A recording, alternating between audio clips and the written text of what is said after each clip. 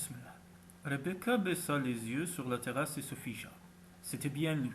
Elle l'aurait reconnu entre mille, même de loin, face aux derniers rayons du soleil et dans la lumière déclinante qui projetait des ombres mauves sur les murs blancs.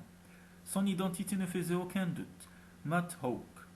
Il gravissait les marches de pierre avec cette grâce féline qui lui était propre. Grand, athlétique, étonnamment viril, son t-shirt blanc mettait en valeur son teint hâlé, tandis que son jean coupé aux genoux dévoilait ses jambes musclées. Les doigts de Rebecca agrippèrent les bords du plateau qu'elle portait. L'espace d'un instant, elle fut sur le point de le laisser tomber, lui et les 6 assiettes sales, les 6 verres et les couverts qui l'encombraient. Au prix d'un effort, elle parvint néanmoins à se ressaisir et battit en retraite dans la petite cuisine circulaire qui donnait sur la terrasse. Là, elle déposa le plateau sur le plan de travail et réprima un frisson. Que se passe-t-il? Tu es toute pâle, s'écria Sophie. Sans cesser de saupoudrer d'estragon les 4 assiettes de poulet au vin blanc qu'elle venait de préparer, elle fixait sur Rebecca un regard interrogateur. Je n'aurais jamais dû accepter que tu aides en terrasse. Dois-je te rappeler que tu es en convalescence et que tu n'es pas censé arpenter toute la journée le Old Mill chargé de plateaux qui pèsent plus lourd que toi? Il est là, murmura Rebecca d'une voix tendue. Sa sœur arqua des sourcils moqueurs. Il. Et qui se cache derrière ce il? Le pape? À moins que ce ne soit l'Aga Khan. Matt. Oh. Sophie leva les yeux au ciel, s'empara machinalement d'un plateau sur lequel elle disposa les 4 assiettes et se dirigea vers la porte battante. Si je comprends bien, je peux dire au revoir à ma tranquillité, ajouta-t-elle d'un ton ironique. Restée seule dans la cuisine, Becky serra les poings, en proie à un sentiment de rage et de frustration mêlés. Elle adorait sa sœur, mais elle mourait parfois d'envie de l'étrangler, et c'était le cas en cet instant précis. Sophie ne pouvait-elle pas comprendre ce qu'elle éprouvait en revoyant Matt après 2 ans de séparation?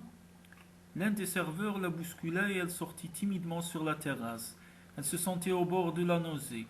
Comme un animal traqué, elle balayait les tables d'un regard empli d'appréhension.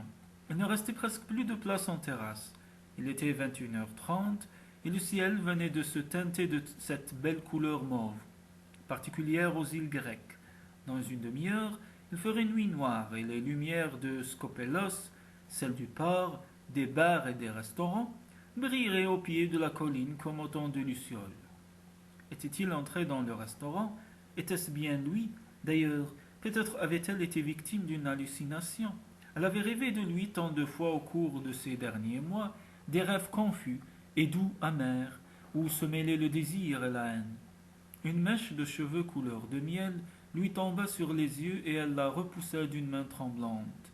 Mon Dieu, il fallait absolument qu'elle reprenne son calme. Elle sursauta violemment au contact de doigts chauds sur son bras. Bonsoir, Becky, fit une voix profonde, légèrement rauque, tout près de son oreille, toujours aussi nerveuse à ce que je vois. Elle retint son souffle pétrifié. Matt, que diable? Allez, là, fais-tu ici? Je viens dîner. Quelle question? Ne suis-je pas au Old Mill, le célèbre restaurant, celui qui propose la meilleure carte franco-britannique de toutes les sporades? Toutes les tables sont réservées, répliqua-t-elle d'une voix mal assurée. Je n'ai plus qu'à commander un ouzo pour patienter.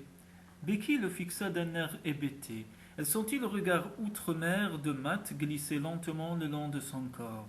Autour d'eux, les convives riaient et discutaient, les verres teintaient, les couverts cliquetaient. Un groupe d'Allemands prenait des photos du restaurant dans un joyeux brouhaha. Une famille anglaise appréciait sa dernière soirée de vacances et songeait à rater volontairement l'avion qui la ramènerait vers la pluie et la grisaille.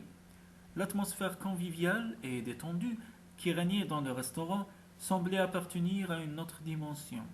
Entre Matt et elle, l'air était tellement chargé de tension qu'elle avait l'impression de suffoquer. Presque malgré elle, elle se félicita pour le choix de sa tenue, à la fois simple et élégante. Un bermuda de lin noir assorti à un t-shirt de soie de la même couleur. Ses cheveux châtains, clairs, retombaient en vagues souples sur ses épaules. Alors pourquoi se sentait-elle à ce point vulnérable? Parce qu'elle ne savait trop pâle, trop mince, Ces changements n'échappèrent d'ailleurs pas à l'œil acéré de Matt.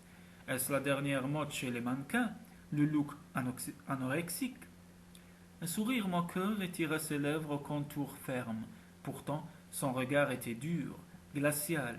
Un lent frisson parcourut la jeune femme. Il semblait furieux contre elle. Pourquoi? Il n'avait aucune raison d'être en colère. Au contraire, il aurait dû se montrer reconnaissant.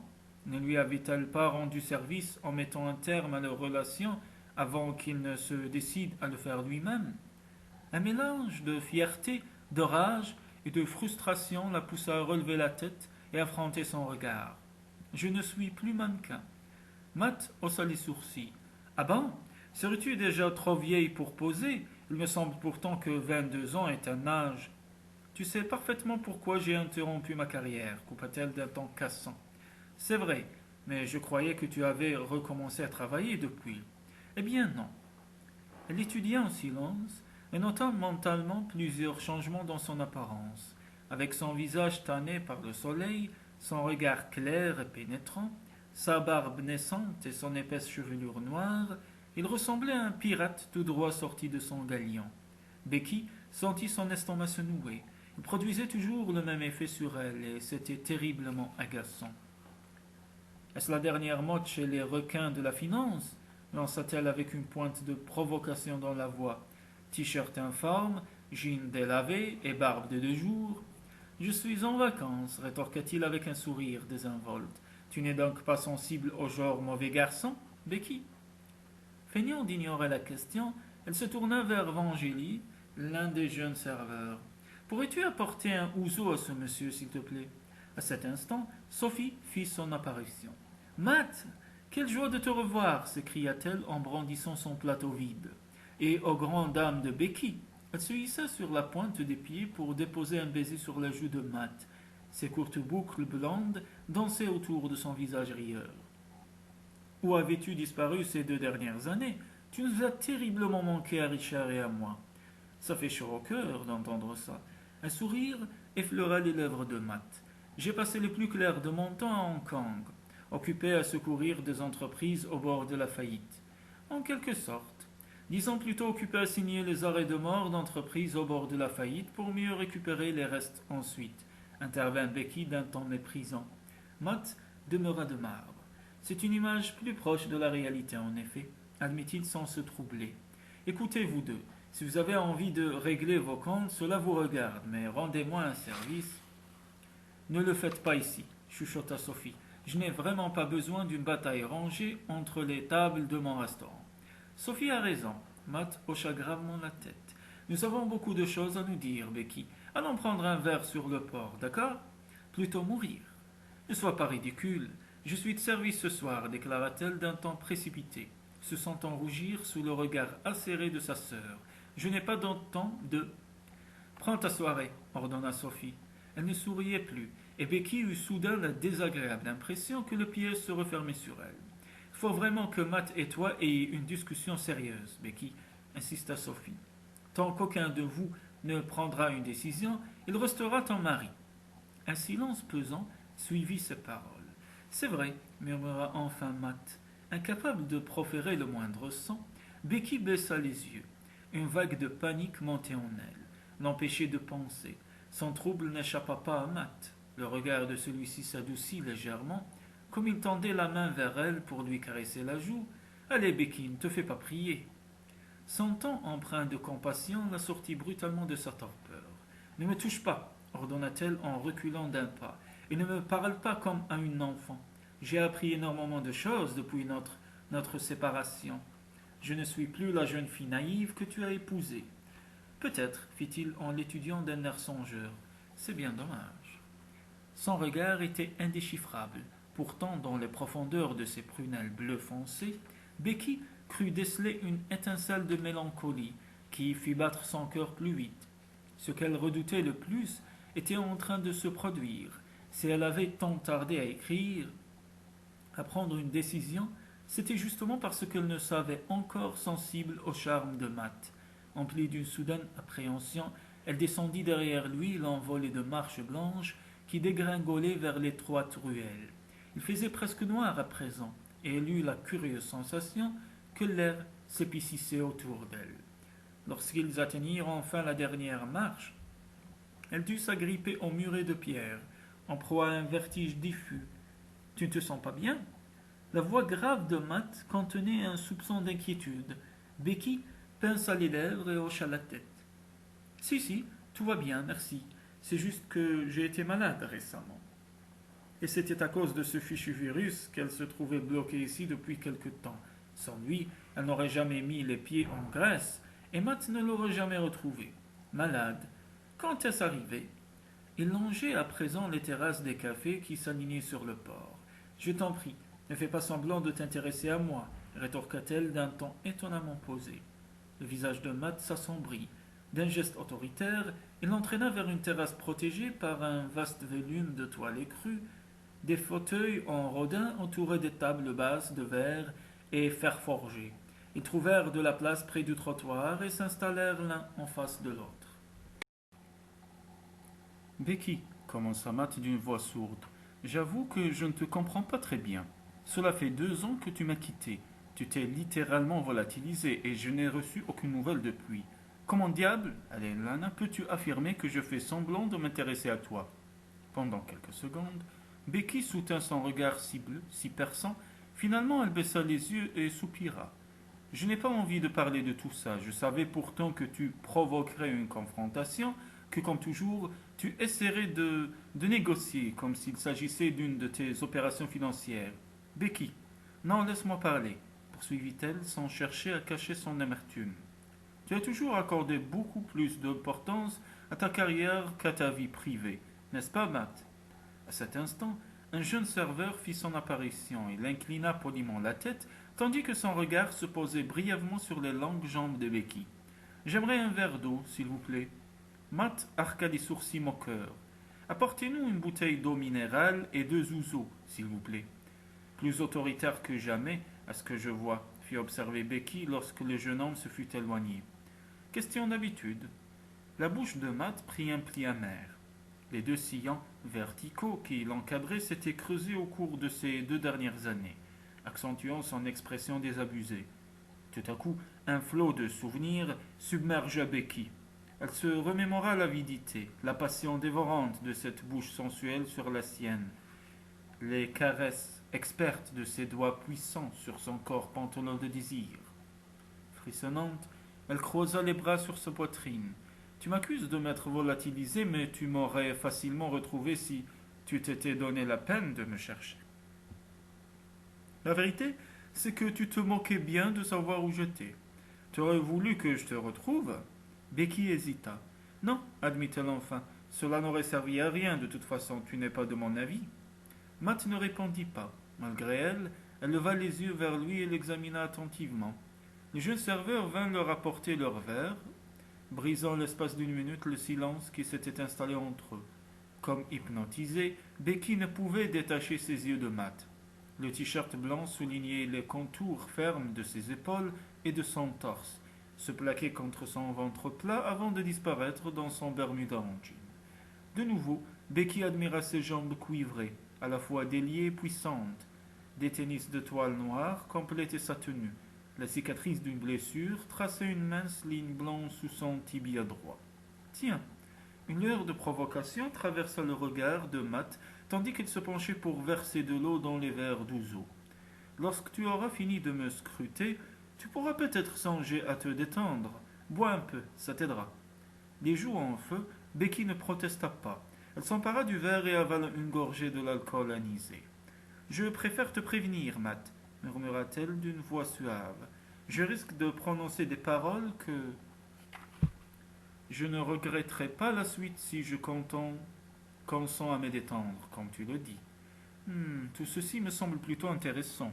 Une fois de plus, la jeune femme préféra se taire. Se carrant contre le dossier du fauteuil, elle croisa les jambes et lança son compagnon un regard inquisiteur par-dessus son verre. Qu'est-il arrivé à ton genou? La question avait jailli de ses lèvres. Matt parut déconcerté. Au bout de quelques secondes, il baissa les yeux et haussa les épaules.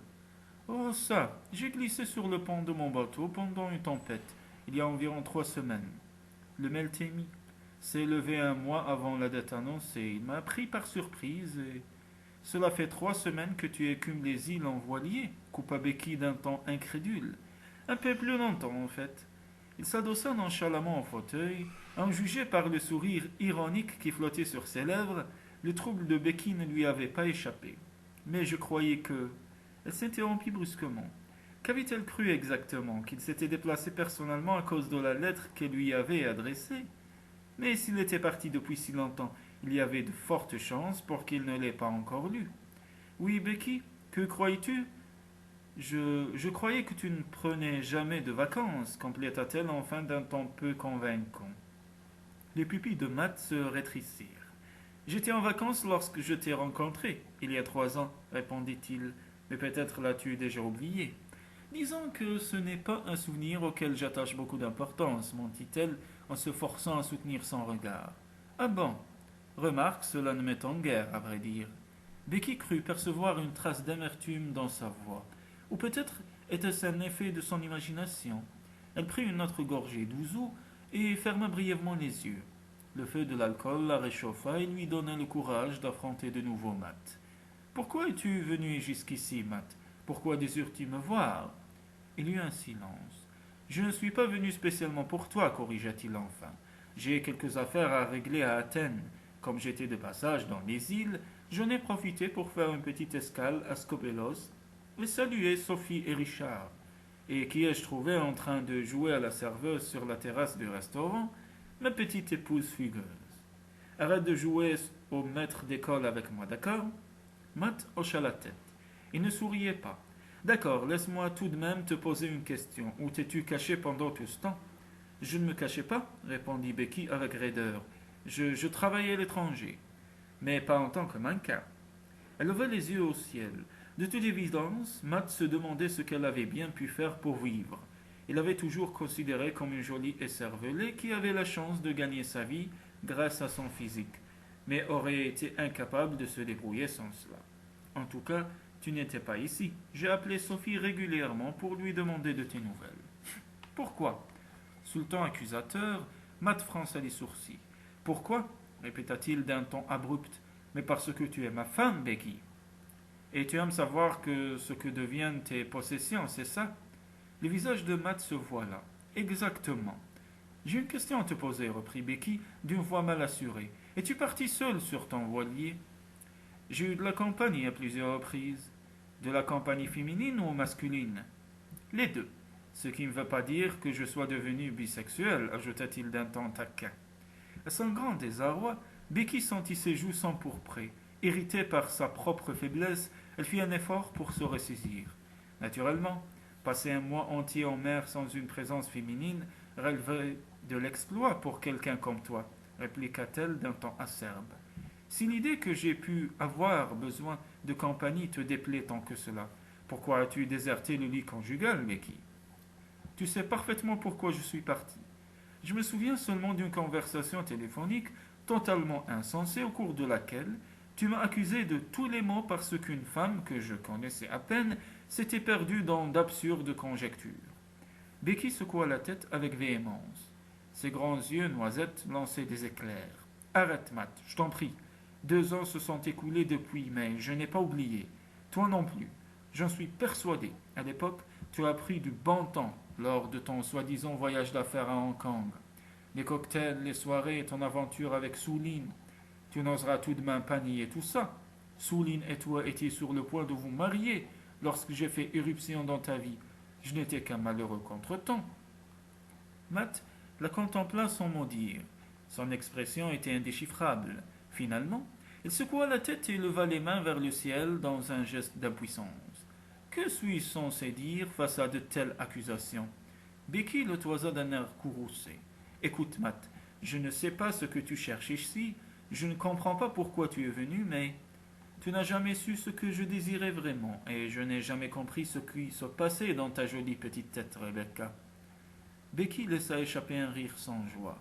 Il ne se passe absolument rien. Quelle idée! Aurais-tu déjà oublié que tu as épousé une ravissante idiote qui n'a rien trouvé de mieux à faire que de tomber enceinte au moment précis où tu commençais à te lasser d'elle? Pourquoi persistes-tu à faire ça? Demanda Matt. La douceur de sa voix contrastait avec la dureté de son expression. À faire quoi? Je ne vois pas de quoi tu parles. Si, justement, tu as toujours pris un malin plaisir à te rabaisser, à te faire passer pour une jolie poupée sans cervelle, alors que tu possèdes une intelligence et une vivacité d'esprit extraordinaires. Quel incorrigible flatteur tu fais, Matt, lança Becky d'une voix chargée d'ironie. Troublée malgré elle par les paroles de son époux, elle but une grande gorgée d'ouzo et reposa son verre d'un geste brusque. C'était la première fois qu'elle buvait depuis qu'elle était tombée malade, et elle ressentait déjà l'effet de l'alcool. Excuse-moi, ajouta-t-elle en se levant, je suis fatiguée. Je ferais mieux d'aller me coucher. Becky, pressée de mettre un terme à ce tête-à-tête éprouvant, elle s'éloigna rapidement. Le reflet que lui renvoyait la vitrine du café la fit grimacer. Elle était pâle comme un linge, et les taches de rousseur qui piquetaient son nez, légèrement retroussé, se détachaient nettement sur son teint laiteux. Ses yeux noisettes semblaient immenses, ses pommettes plus saillantes que jamais. Becky, attends. Une main de fer l'arrêta dans son élan. La voix de Matt trahissait son impatience grandissante. Il la fit pivoter vers lui, et ils ne se complèrent un long moment, indifférents aux passants qui flânaient sur le quai. Becky voulut se libérer, mais l'étau se resserra. N'essaie pas de te dérober, murmura Matt en relâchant enfin son étreinte.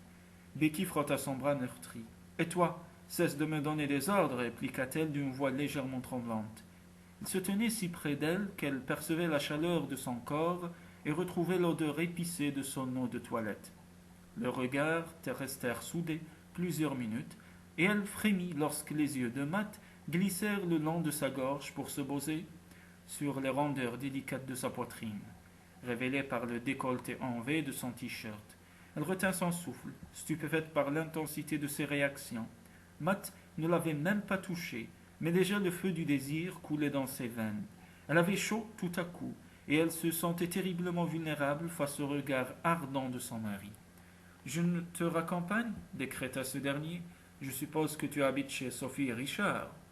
Ne t'inquiète pas pour moi, je suis assez grande pour retrouver mon chemin. Sans prêter attention à sa remarque, Matt glissa un bras sur ses épaules et l'entraîna vers le trottoir opposé. Furieuse, elle lui jeta une œillade meurtrière, mais ne rencontra que son sourire moqueur. Marcher à côté de Matt, sentir le poids de son bras sur ses frêles épaules, raviva une foule de souvenirs, plus douloureux qu'agréables. En un éclair, tout lui revint.